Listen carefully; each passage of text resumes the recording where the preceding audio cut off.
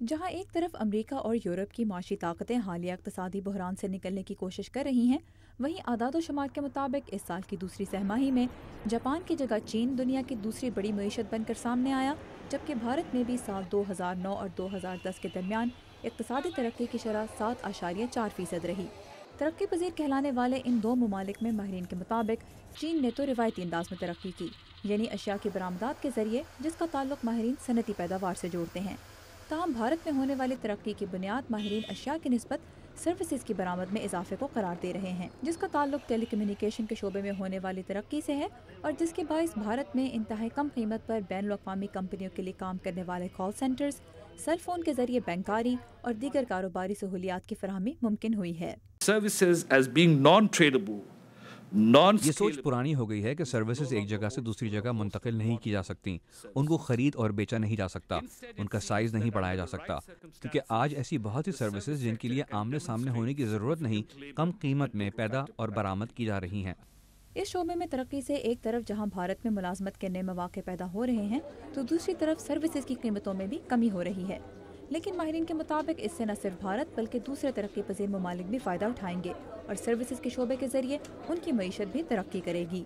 تنخواہوں میں اضافے کے باعث ایسا ہو کہ کم ترین قیمت پر بھی بھارت کی بعض سروسز دوسرے ممالک سے مہنگی ہو جائیں، تو ان سروسز کی برآمد سے منسلک ملازمتیں بنگلہ دیش اور افریقی ممالک کی طرف منتقل ہو سکتی ہیں، اور ایسا ہونا بھی چاہیے۔ جیسے جیسے ملک ترقی کرتا ہے، اسے سروسز کے جدید طریقوں میں آگے نکلنا چاہیے اور پرانے سیکٹرز دوسرے ملکوں کے لیے چھوڑ دینے چاہیے۔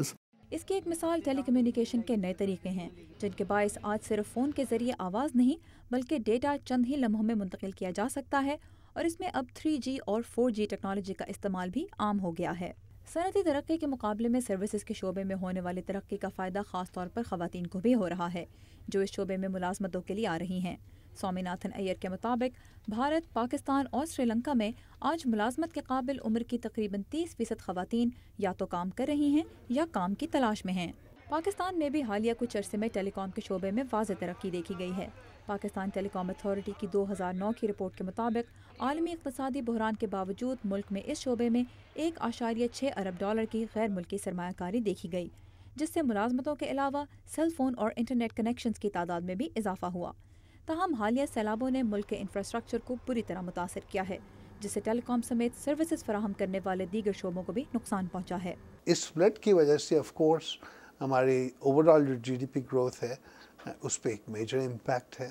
Not only this year but اگلے سال بھی۔ پاکستان کا جو ریونیو بیس ہے وہ کم ہے، اس کو ڈیفینیٹلی بڑھانا چاہیے، اس میں کوئی ایکسکیوز نہیں ہے۔ سروسز کے سیکٹر میں صرف ٹیلی کام ہی نہیں، دوسرے شعبے بھی شامل ہیں، مثلاً مختلف تقریبات کی پلاننگ سے لے کر سیاحت، ٹرانسپورٹ اور تعمیرات وغیرہ۔ ان میں ترقی بڑی حد تک اگرچہ نجی کمپنیوں اور کاروباروں کے سہارے ہوتی ہے، تاہم ماہرین کے مطابق اس کے لیے ضروری اقدامات کرنا حکومت کی ذمہ داری ہے۔ first, education is very important because services میں ترقی کے لیے ہنر کی ضرورت ہوتی ہے، جس کے لیے تعلیم بہت اہم ہے۔ اشیاء کے مقابلے میں سروسز کی فراہمی کے لیے ضروری انفراسٹرکچر کچھ مختلف ہوتا ہے، اور کاروبار کے لیے ایک مثبت ماحول کی ضرورت ہوتی ہے جس سے اخراجات میں کمی ہو سکے اور سرمایہ اور لیبر بآسانی ایک سے دوسری جگہ منتقل ہو سکیں۔ you need ports and roads,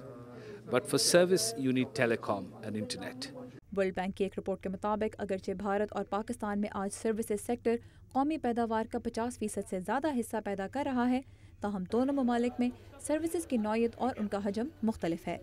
ماہرین کا کہنا ہے کہ اگرچہ ترقی پذیر ملکوں کے لیے آج سروسز کے شعبے میں آگے نکل کر ترقی یافتہ ممالک کے برابر آنا ممکن ہے، اس کے باوجود صنعتی ترقی کی اہمیت سے انکار نہیں کیا جا سکتا، کیونکہ اس طرح ایک ملک اندرونی ترقی کے مختلف راستے نکال سکتا ہے اور عالمی اقتصادی قوتوں کا بھی مختلف شعبوں کے ذریعے مقابلہ کر سکتا ہے۔